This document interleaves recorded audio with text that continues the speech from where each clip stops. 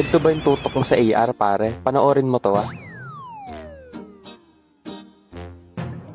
Diba? Naangat, pare. Papuntang langit yan, Lord. Sino binabaril mo dyan, Ibon? Ganito rin ba yung tutok mo sa Jack 12? Papuntang langit, boy. Awit yan. Tingnan mo naman, oh.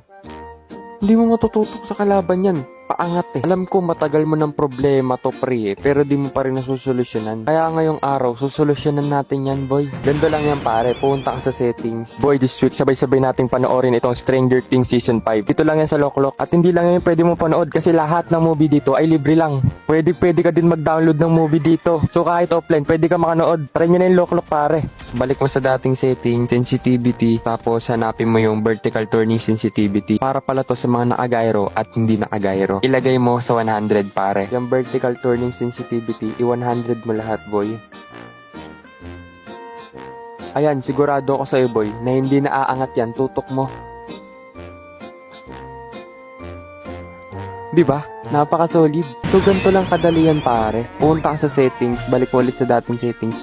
Bumalik ka sa sensitivity. Tapos makikita mo tong third person sensitivity. Ikaw na bahala sa settings mo, pare. Laksan mo na. Basta sa akin, 200 ako dito.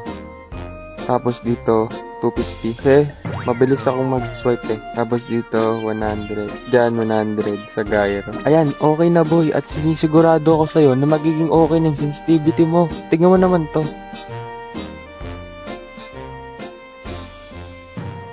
Diba? Straight na yung tutok mo sa Jack 12. Kaya ako natulungan na ng mga ito sa video na to. Pindutin mo na yung follow button, ha.